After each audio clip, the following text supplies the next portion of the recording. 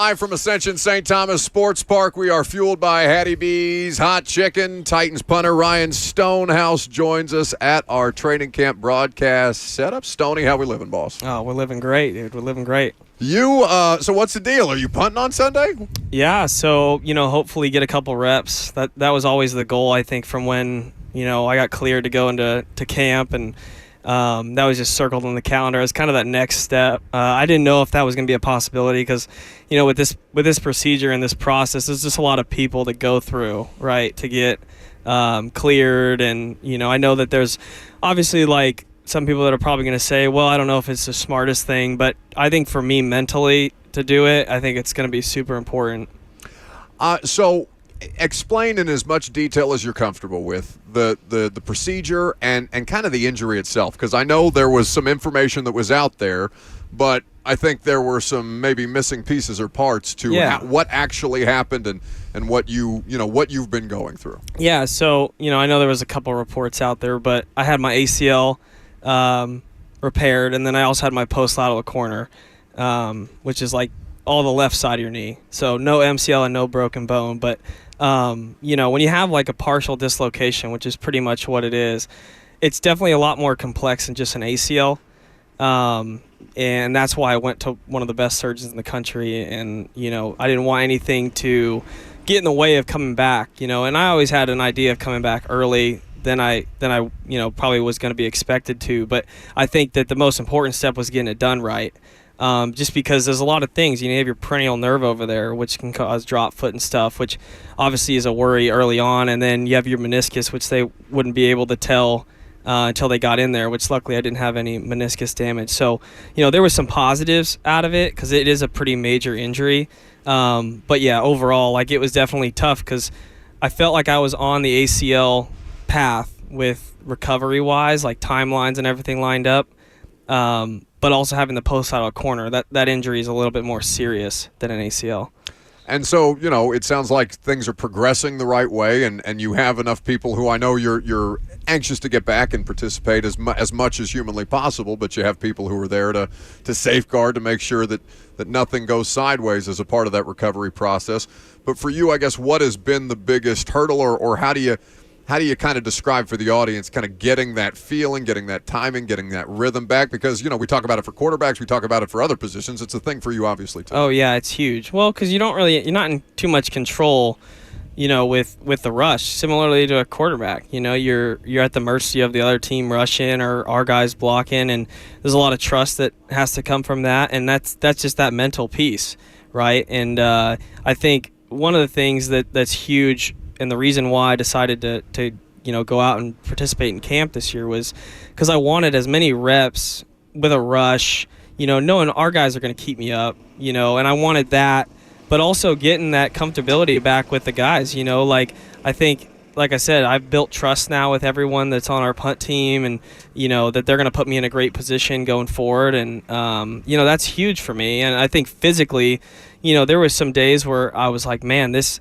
wasn't the day, but it was until I figured out a good schedule to go off of that I really was like, okay, this is how I need to approach every preseason game. And that's why I dressed out for every game, because I wanted to simulate if I wasn't cleared to go in any game, but I was like, if I just participate like I would, I'd get that feeling. And I was great because I came up with a great schedule in both those games. If I needed to go in, I felt the best I'd felt in the pre-games and all that stuff. So that was that kind of process with why I chose to go into camp and do all this stuff, just because you have to be getting comfortable with this. Otherwise, you come week one and you haven't done anything, well then what is it going to take 3 weeks to get comfortable? I'd rather started that process while I was physically able to. Titans punter Ryan Stonehouse is here with us on 104.5 The Zone. The practice has just concluded, and we are grateful that Ryan took a little time to hang out here with us. So from your standpoint, this is the first major injury that you've had? Yeah. I've had 3 knee scopes for meniscus, which is just cleanup procedures in college. So, yeah, this is definitely the most major surgery I've had. And, I mean, I'll tell you what, there's been a lot of learning involved in, my technique, relearning, some of the punting mechanics and how my body works, and managing expectations. You don't realize that once, probably 5-6 months, I felt, not back to normal, but I felt pretty normal. and I was like, man, I can go do stuff, but there is limitations, which with everything, including punting. Maybe I can't leave my foot for another month, and that's why I said early on, every month that I've had in this rehab process, I've gotten better. So that's why I've always kind of stayed hopeful in that, if I wasn't there 1 month, I was like, if I'd spend 4 weeks and grind it out, that next month I'm gonna, be even better. But yeah, this is the first major injury I've ever had. That has to be so hard as a professional athlete, regardless of what position you're playing, like managing realistic expectations. Like your guys' whole mindset has to be unrealistic about the confidence and what it takes to go out there and perform on a week-by-week basis. Yeah, well, and I think doing what I did these last couple years and punting the ball as far as I had, obviously like in the beginning when the ball's only going 45 yards and you're like, man, is that all I got? And the great thing about rehab is that you're constantly improving. And so I've seen like that progression where I hit only 45-yard punts and I was getting frustrated. And the next couple weeks I hit 50. Then I hit some 55 and some 60. I'm like, all right, well, it was just because my body wasn't ready yet, And that's the hard part about managing expectations, because you can either go one way with rehab, you can go down in the dump, right? You can go, man, this is all I got. Will I ever be the same? Or you can go, well, I just got to go attack it harder. And that's kind of what's happened, is just like I just attacked it harder, and like there were some days where I just felt like crap after lifting and going hard, but that all paid off in the end just because with time and patience. Anthony Levine has been here, assistant special teams coach. Colt Anderson, new on the job to you guys. What's kind of been the working dynamic for the special teams group, and what have you been able to learn from those two as you've gone through this first camp with the two of them together? Yeah, well, they've been awesome. I mean, just seeing Colt like kind of evolve when he first came in here, the guys are really trusting him and the stuff that he's putting in, and he puts a lot of trust on us, and I've appreciated that, being able to talk to Colt and, hey, what are you comfortable with in this situation, and going over just different things that open it up for, as a player, you'd love to be able to conversate with your coach like that. And, Levine's mindset is what I love, because I feel like Levine and I are pretty similar in how we play. Obviously, his position's a lot different than mine, but like our mentalities are pretty similar with, the way we treat the game and how we attack each rep. And I appreciate that. And I think he rubs up on me as a challenge with his technique and stuff that he's teaching. I appreciate watching him coach his guys, because it just fires me up, because they're helping me just as much as I'm helping them. What are you most excited about with the special teams group right now, whether it's returners, whether it's, what Braden was able to do on Saturday night? Yeah. There's a lot of good stories in the special teams group. Yeah, I'm just excited to see this group come together. I think we got to put all four phases together. I think that's where we lacked in the years past. We'd go out one week and have a great week at punt return, and the other week we'd have a great week at punt, and vice versa. And I think this year it feels like a lot of guys are putting it together. And Levine told me the other day, which I think makes perfect sense, is that we want our teams to complement each other. If a guy goes out and has a long punt return, like our gunners need to go make a play on punt. And I think that we're going to do that this year. I feel confident in how our guys are approaching each day. So we talked to Tajay. I think Tajay was the first training camp interview that we did this year. And obviously without Derek, there's a certain standard upheld at the running back position with the Titans organization. Same is true of kickers and punters, right? There is a standard of excellence. Sure. Here, and for you, it's got to be cool to see the way that fans embrace your position, right? That guy that went viral last year, I think there may have been a T-shirt opportunity off that, right? No doubt. What was the quote? That's our effing punter dip bleep. Yes, did I do that in an FCC safe way? I think you did. Okay, just wanted to double check. It's always it's always touch and go. But to see the way the Titans fans embraced you, understanding the love that they had for Brett Kern and the tradition of special teams excellence that they've had around here, what's that been for you to experience, even though you're still, pretty early in your career? Yeah, no doubt. Well, you got to credit those guys. Obviously, Brett, Craig, I think that they just created such a foundation for the expectations here, and I appreciate that. Not to backtrack too much, but when I went to college, there was a couple punters before me at Colorado State that had really kind of set the bar. And being a young guy and starting my freshman year, it was huge for me because I always felt like, man, I need to live up to that. constantly, and it pushed me harder. I can't let these guys down in the fact that they count on me to perform. Punting may not be the glorious play in football, but I think it's an important play that can really change the game if you do it correctly. And to see the fans embrace me here is so amazing, because I feel like every game I'm going out there and playing for them and our team, and I know that there's an expectation, and I never want to let that. And I think that's what's pushed me through this injury so much, is like, I think I could have at some point just been like, it is what it is. This is what I have, and I think I'll be fine going forward. But I'm like, no, I have this expectation that I've set now, and that Brett set, and that Craig Hendricks set, and like, there's no way I'm going to let that slide. So that's not only helped me in the last 2 years, but that's helped me through my rehab this year. Titans punter Ryan Stonehouse here with us on 104.5 The Zone. So Lucas told you that I do the boring questions and he does the fun part. But last week, Levis is the last one that we did, and all he did was sit here and read him a 2-minute long poem. Yeah. Well, I had a lot to about say. the cologne at all?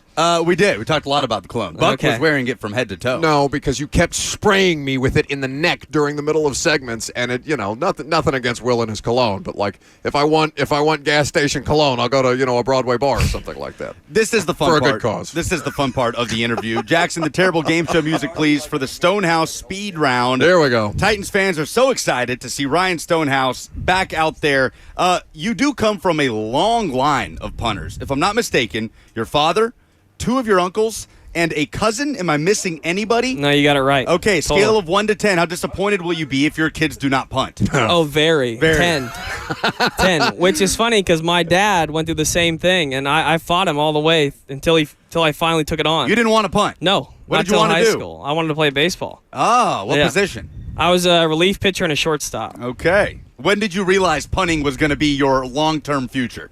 My junior year of high school. Okay. So what are you guys, like the Matthews family of punting? Yeah, I guess so. Or the St. Browns or Colquitts, more relatable. Yeah. Obviously, 2 years ago, you broke Sammy Baugh's record set in 1940 for gross punting average. Who communicated that to you, that you had broken that record? And had you ever heard of Sammy Baugh before that? No, I had never heard of Sammy Baugh. I'm ashamed to say that, but I had not heard of Sammy Baugh before that. I obviously learned a lot about him after that had been broken, but everyone refrained from telling me until after the last game. I think even Morgan Cox knew it and wouldn't talk to me about the record at all until the last game ended. So, but yeah, I knew more now. Side one for me, is Morgan Cox the best football player to ever come from the University of Tennessee? I think so. I might be biased, but I think so. Maybe a little bit better than Peyton Manning. Who knows? Slightly. Well, you've got an old buddy that came through the University of Tennessee. No doubt. You and Chase McGrath go way back. What's it been like educating the kicking and punting youth with y'all's youth camps this year? It was awesome.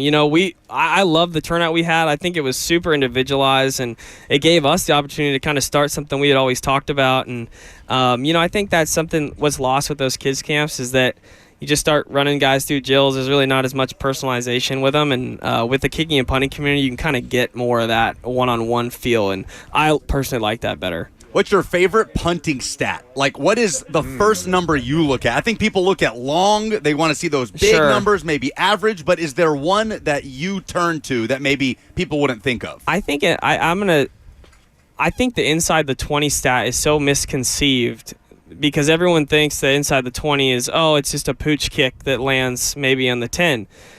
But if you have a punt that's on the 20-yard line and you kick it 60 yards and the guy fair catches it on the 20 or the 19, it's an inside the 20. And I think that's a stat you could really look at for a guy that you're like, if this guy has a big average and is performing, is he putting it inside the 20 still? Mm-hmm. I think that's a huge – I think it's not – the big punts aren't just for backing teams up. They're also to pin teams at the 10. So I think it takes more control to hit a bigger ball inside the 20.